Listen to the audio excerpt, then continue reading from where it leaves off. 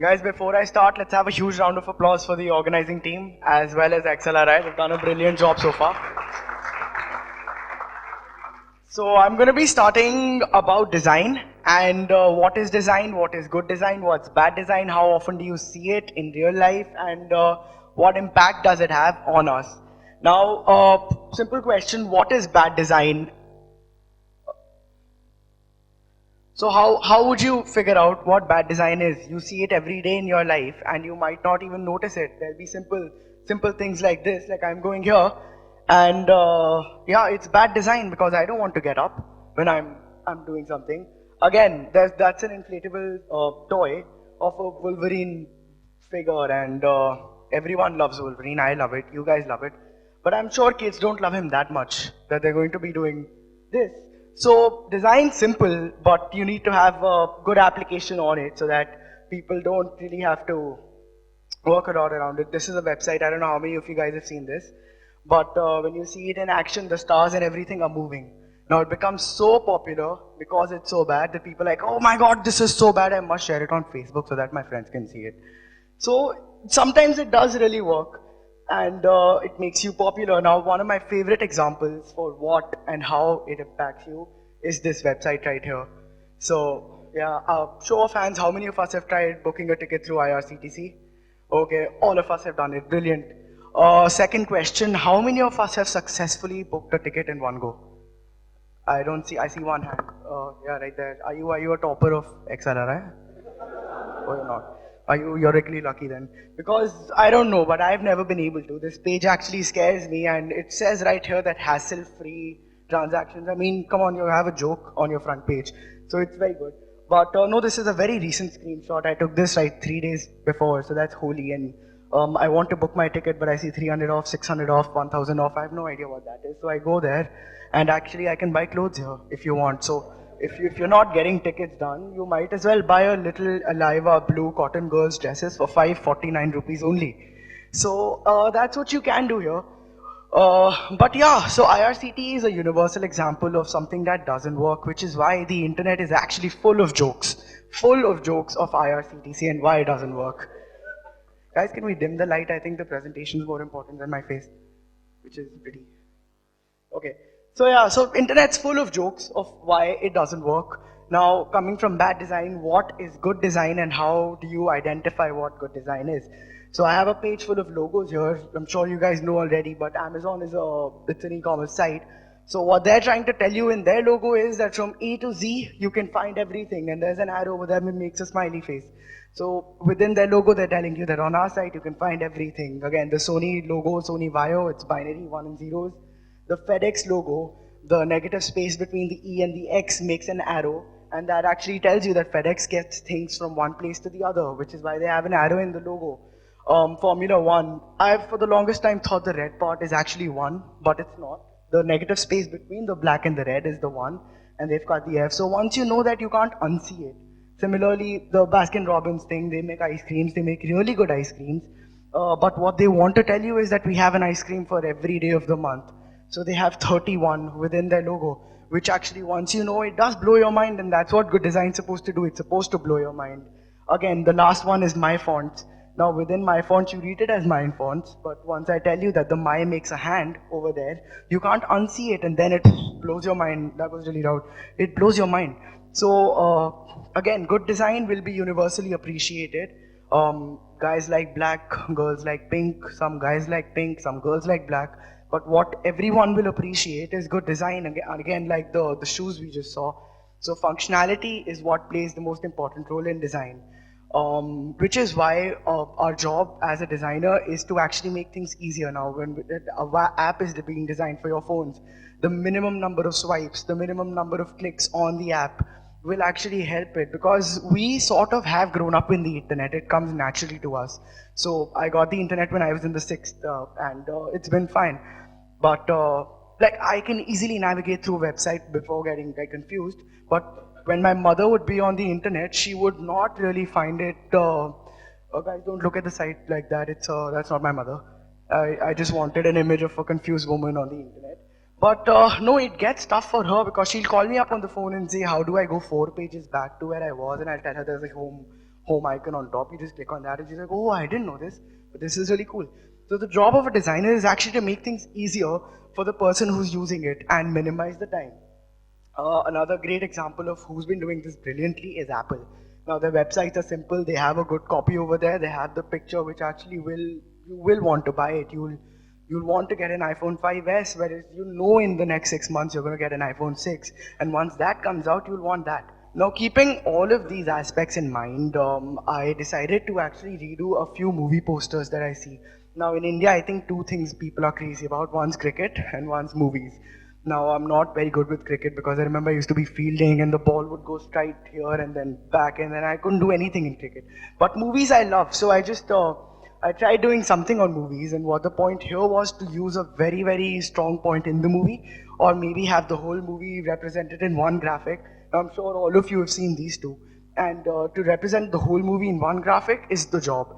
So this could be done by either taking something very iconic from the film, or by taking something you strongly remember from it. I'm sure all of us watched that serial. I did when I was a kid.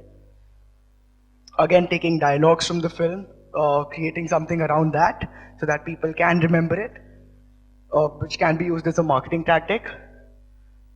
Now, again, using dialogues or something totally different which has no relations with the movie but still tells you something about it.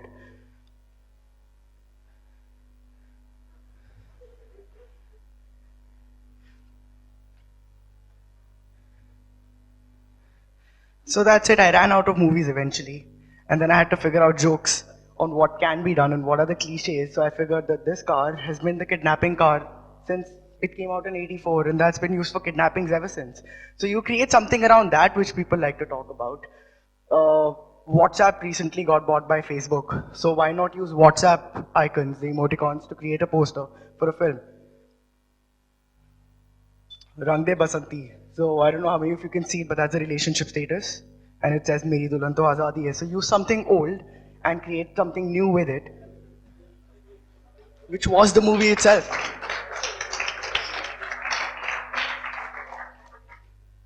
Again, the Bollywood songs which have been teleporting actresses to Switzerland since wherever now. So you start singing a song, you keep singing it, step three is you wait, and then poof, suddenly you're in Europe. And that's how it works. So take these jokes, create something around it. I created this some time back. So this is Venn diagrams and pie charts. That's what I called it. But taking movie elements and creating stats out of those. So yeah, basically create funny stuff and get people to resonate with that. So I think we're on here. So again, coming back to how many of us are using Internet Explorer here? No one, no one. One person is great, good. So yeah, most of us use Chrome. If we don't use Chrome, we'll use Mozilla Firefox. Why? Because design actually helps us get things done faster. Now I'm going here, I know I'm going to die eventually because there'll be pop-ups and whatnot. The second project that I would talk about is tweet art, where I would pick uh, tweets of so people on Twitter are really smart, and anything that comes into the news, it's on Twitter much before the news, and people are very active on it. They have brilliant jokes around it. So why not get people to see that?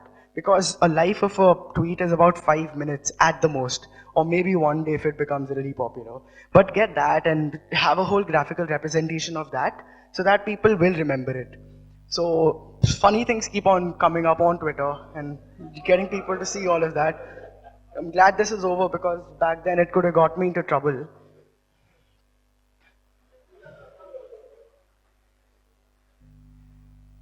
So yeah, basically, how do you understand what people will work like, how their brains work like? Now, ever since internet's come, I know that when I want to log out of a website, I'll click there on that icon that looks like a screw. I'll scroll to the right of right at the bottom of the menu, right? But we all try logging out of Facebook. Has anybody logged out of Facebook? No, we don't log out of Facebook. Okay. So anyway, what Facebook does is that you eventually you'll by default start scrolling here, and then you realize, oh, there's no logout button, so you'll have to move a bit upper, and maybe Facebook's done this intentionally. I don't know. It doesn't want you to log out. But yeah, these are small things that you need to figure out. Now, where do you get your inspiration from? Where do you see the ideas? What do you do? So what I do is I keep a pen and paper ready, and I just keep on jotting down whatever. So recently, a lot of my friends told me, okay, now you're working, you're making money, why not invest it? So I said, fine, I'll start watching a lot of CNBC. I'll figure out what to do with my money. I had no idea because I don't know how these things work. So I'm hearing them, I'm seeing small cap, mid cap, large cap. That's what it means. Okay, okay. The guy is like, maybe the stocks will rise tomorrow, maybe they'll fall. I don't know. Here's a dice in my pocket. Let me just. So I had no idea. So I watched a lot of CNBC, and by the end of it, all I got to know was that mutual investments are subject to market interest. And if I ever do invest, I must read the offer document very, very carefully. Again, you're at a party, okay? How does the music progress with the level of alcohol that's been had? So you start with, hey, we'll all listen to Foster the People, like general good people, right? It suddenly goes down, and then you're suddenly everyone's wanting to listen to Gangnam Style. And by the end of it, when it's like what, late in the night, you'd probably want to listen to Tu Cheez Badi Hai Mast Mast. So these are certain patterns that you can see in it. It happens everywhere, right?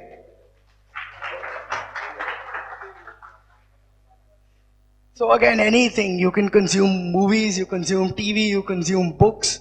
Just keep on reading a lot, keep on getting all your ideas from anywhere. And if you're not doing anything and you're staying at home all day long, that's where you can get a lot of ideas as well. So because whatever, you have a whole thing of what you hear growing up, if you're in India, right? Just come back home early, okay? Don't get up early in the morning. Basically, don't have a social life. That's what.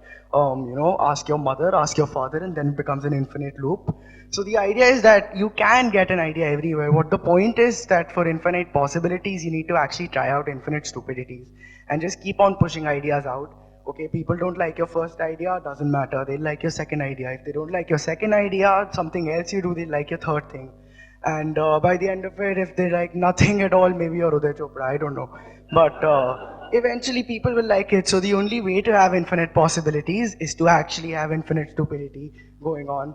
And yeah, that's about it for me. Thanks.